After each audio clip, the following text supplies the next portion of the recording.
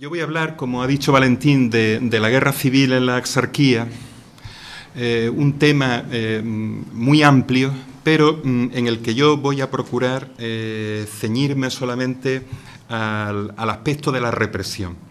Trataré otros puntos de pasada, pero me quiero centrar en este porque creo que tiene mucha importancia. No sé si se me oye bien al fondo, ¿sí? O si no, alzo un poco más la voz. Es desde luego el que ha tenido más trascendencia para todos nosotros, la represión en la guerra civil, tanto en un territorio como en otro, y sigue siendo objeto a estas alturas de polémica. Aparte de eso, también es interesante porque las jornadas están centradas en el fenómeno de la guerrilla, del maquis, pero como es bien sabido, y yo estoy seguro que mi amigo José Aurelio Romero lo habrá abordado así, la guerrilla tiene también mucha relación con lo que ocurrió durante la guerra civil. De hecho, hubo guerrilleros que anteriormente fueron milicianos o soldados republicanos. O que lo fueron sus familiares, sus padres. Existe una generación de guerrilleros muy joven que se incorpora en torno a 1947 a la sierra y que durante la guerra civil eran niños y por tanto no habían participado de lleno en la misma, pero sus padres y otros familiares sí que lo hicieron y esto va a tener una repercusión muy fuerte en estas personas, en la memoria, en la experiencia de ellos y sin lugar a dudas los va a condicionar, de manera que creo que es un tema que se relaciona mucho con el maquis, aparte de que la primera guerrilla antifranquista, de hecho, al final también haremos alguna referencia, comenzó a actuar durante la guerra civil. Y aquí en la Axarquía también operaron. Aparte de eso, creo que también es necesario abordar este tema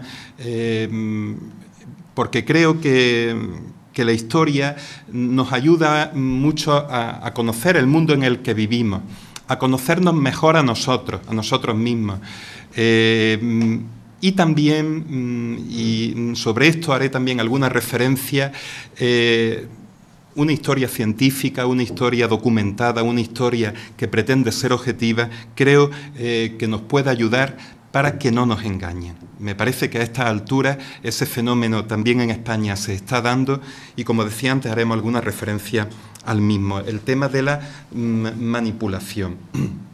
Tengo que decir a este respecto que, en cierto modo, está ocurriendo algo parecido al fenómeno que se ha dado en relación con la actuación de los nazis durante la Segunda Guerra Mundial.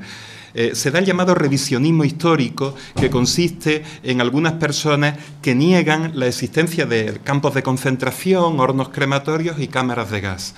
E incluso algún pretendido historiador va en esa línea. Y de esto se hace eco la ultraderecha y el mensaje que se intenta transmitir, entre otros, es que el nazismo, Hitler, no fueron tan malos como se ha dicho, ¿no? Y que se ha mentido respecto a eso. La realidad es bien distinta. Pues bien, ese fenómeno ya lo tenemos aquí en España.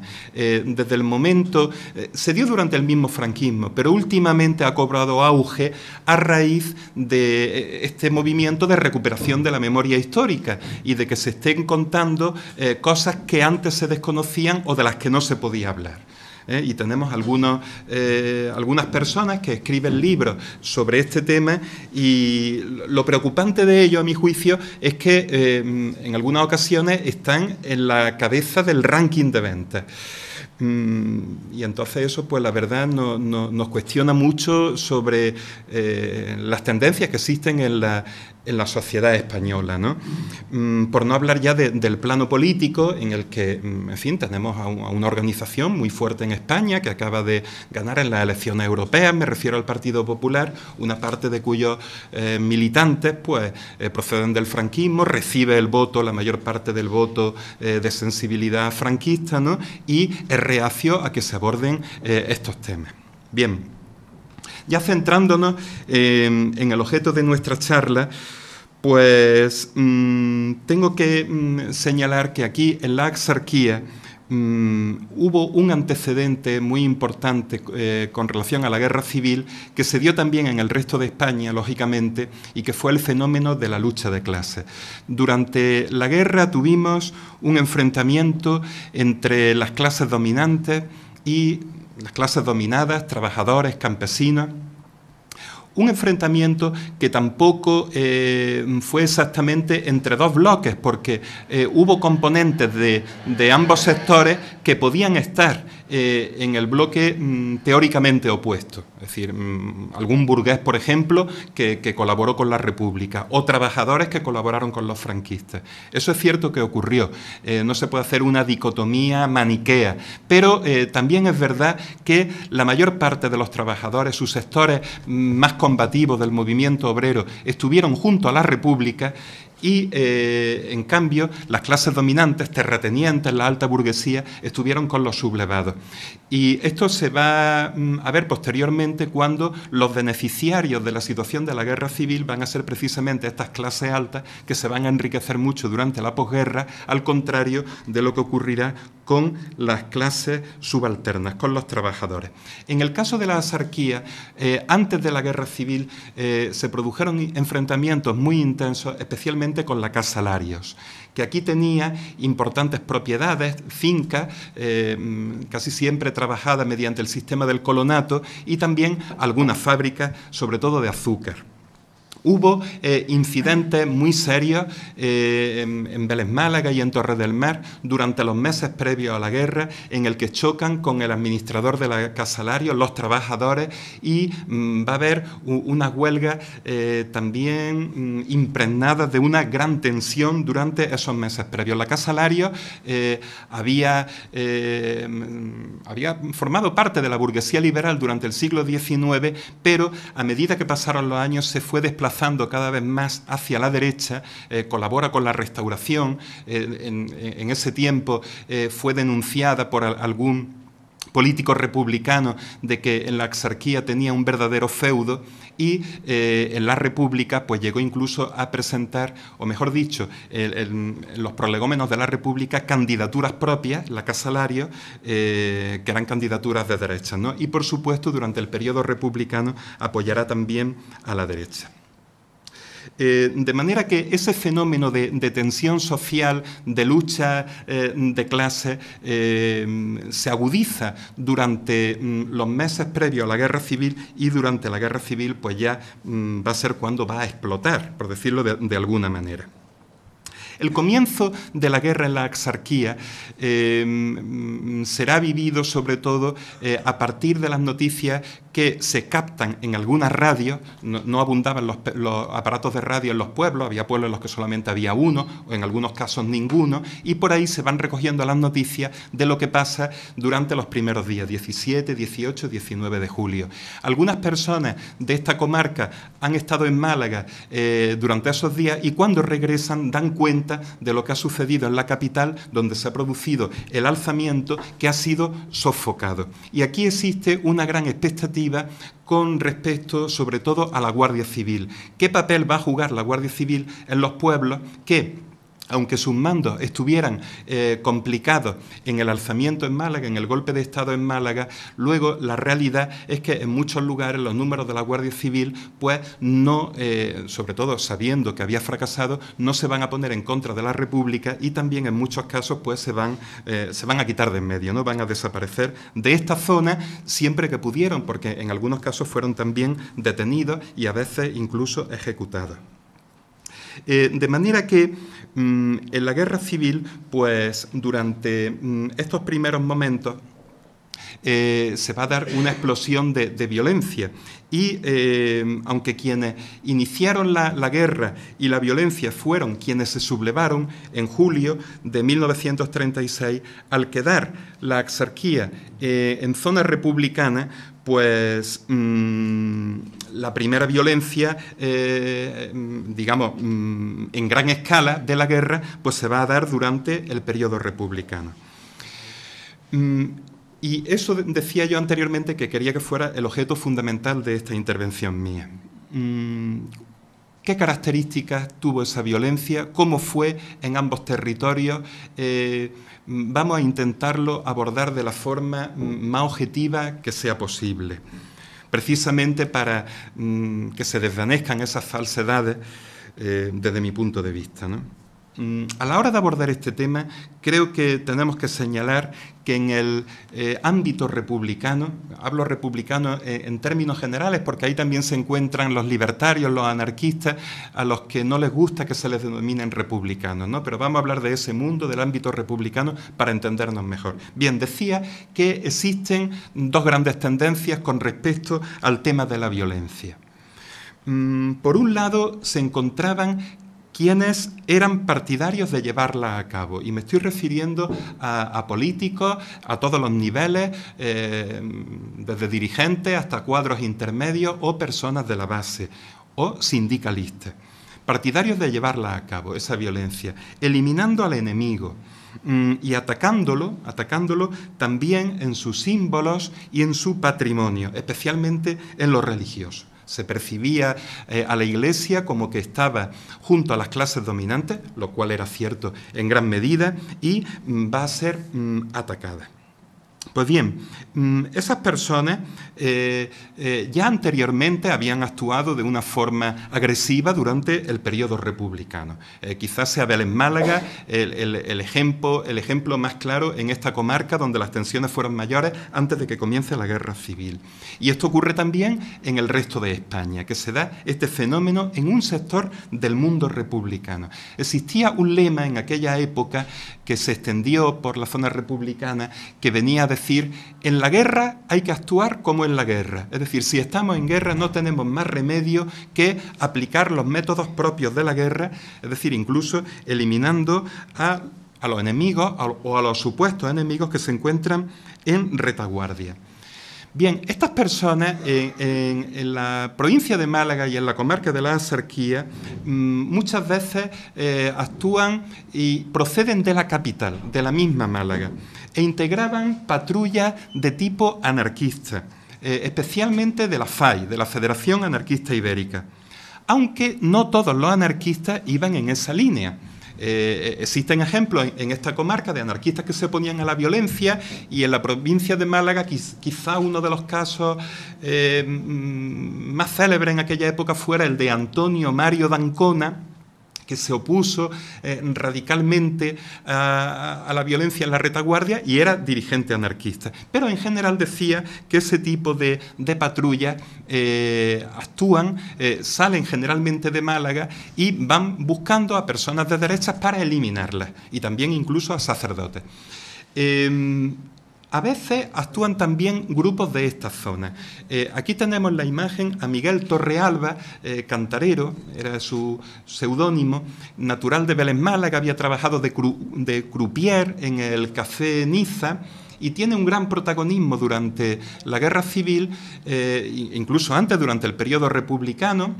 No era anarquista, por lo que yo he visto, era de ideología comunista, y este hombre es señalado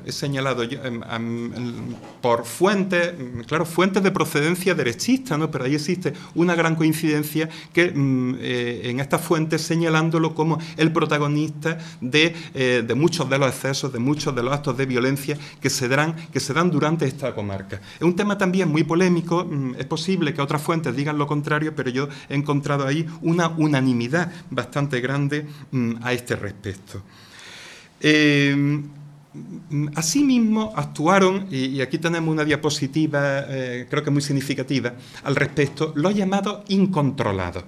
Es decir, personas que no pertenecen a estas organizaciones políticas, que a veces han salido de la cárcel, eran auténticos delincuentes comunes que salen de la cárcel en el caos que se produce durante los primeros días de la Guerra Civil y que forman patrullas y que se dedican pues al robo, al pillaje, al asesinato también. Esta es la patrulla de Pancho Villa.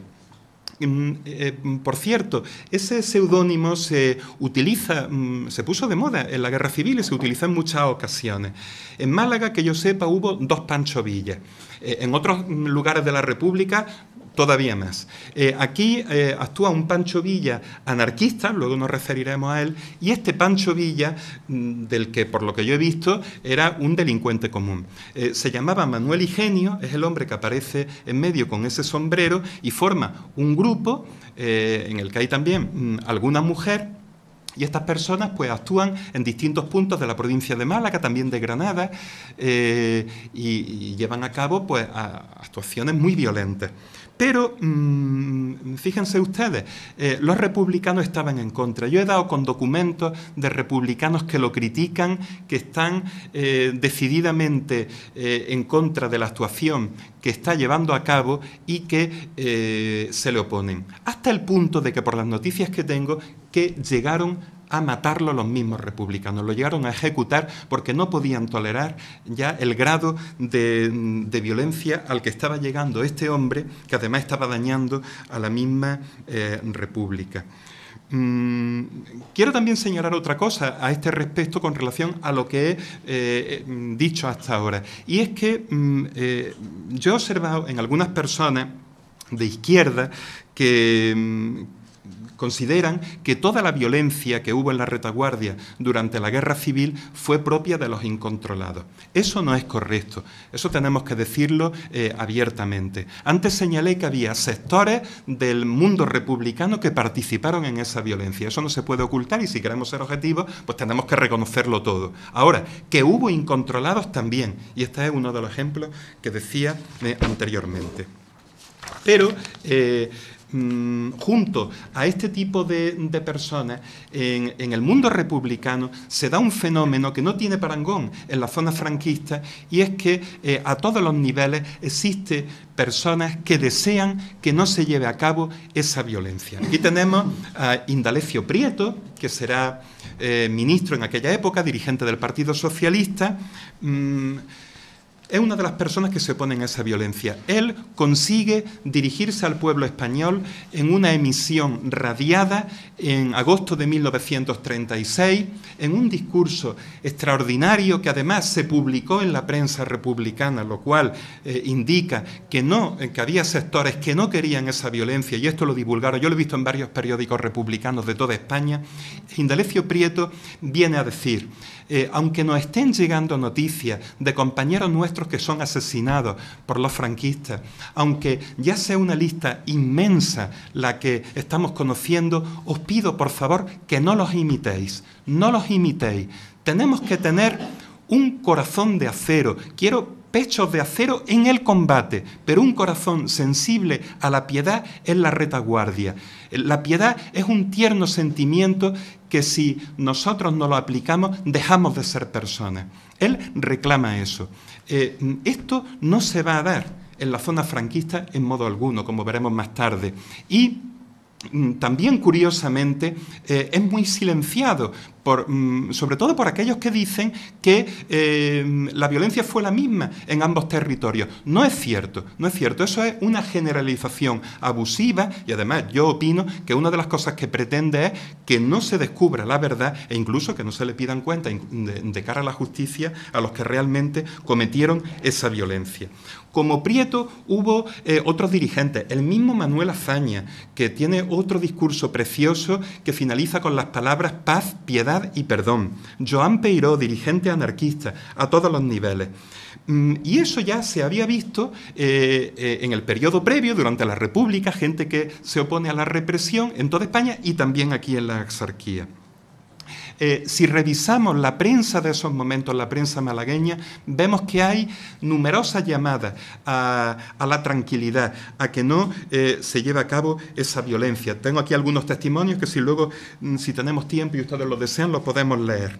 Pues bien, gracias precisamente a esas intervenciones, y también porque hay personas aquí que no hace falta que le digan que no se debe ser violento, sino que sale de ellos mismos y que tienen un comportamiento humanitario, pues aquí vamos a tener gente que se opone a esa represión.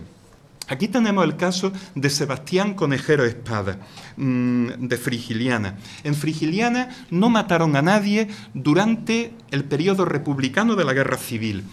Y estos testimonios proceden incluso de los franquistas. Fíjense ustedes, tengo aquí el texto de un guardia civil de Frigiliana que escribe ya en 1939 lo siguiente: la dominación roja en este pueblo tuvo las mismas características que en la mayoría de ellos, por lo que respecta a sacrilegios, robos, incautaciones, detenciones.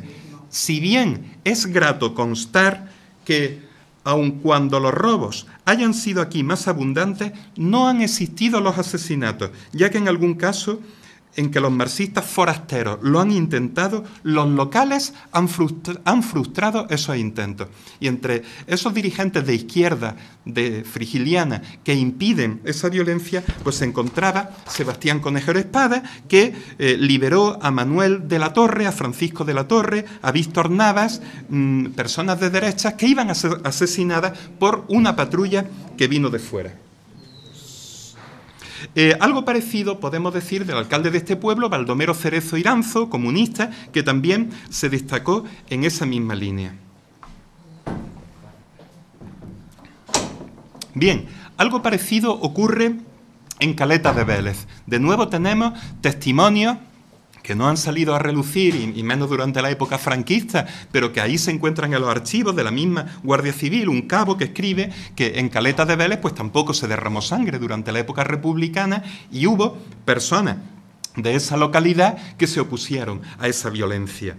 O en Lagos, el máximo dirigente político era Julio Ramos, comunista, y durante la Guerra Civil pues tampoco va a haber derramamiento de sangre en Lagos, y Julio Ramos se va a oponer a gente de fuera. Estas personas muchas veces se jugaban la vida enfrentándose a esos forasteros para evitar la guerra. Lo mismo ocurrirá en el Morche. Aquí tenemos, falleció recientemente, a Rafael Ruiz Díez, que encabezaba el comité que se creó en el Morche. Eso va a ser también muy frecuente en la Guerra Civil.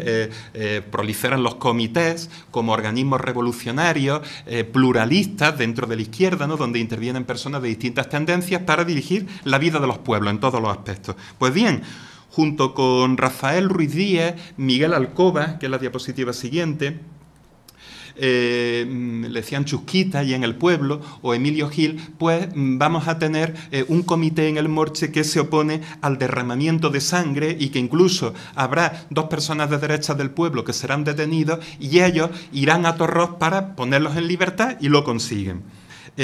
Lo mismo podemos decir de Algarrobo. Cuando juzgaron los franquistas al comité de Algarrobo dijeron lo siguiente: fíjense ustedes, este Consejo de Guerra, juicio que le hacen a 9 presos de Algarrobo de izquierda, entre los que se encontraba el alcalde, que se llamaba Gaspar Pastor Herrera. Dice así: este Consejo de Guerra quiere hacer notar la extraordinaria conducta observada por los procesados durante el dominio rojo, en el que gracias a su decidida intervención pudo evitarse que en el referido pueblo se cometiera ningún delito de sangre. A este efecto ocultaron a numerosos elementos de derecha, no solo del pueblo de Algarrobo, sino de los que huían de Málaga y sus alrededores, y montaron guardias al objeto de evitar que las patrullas forasteras consiguieran los propósitos ya manifestados. Y esto lo he contrastado yo en Algarrobo con personas que me han confirmado esto mismo, al igual que los casos que he mencionado antes de Frigiliana, Caleta, Lagos, el Morche, etc.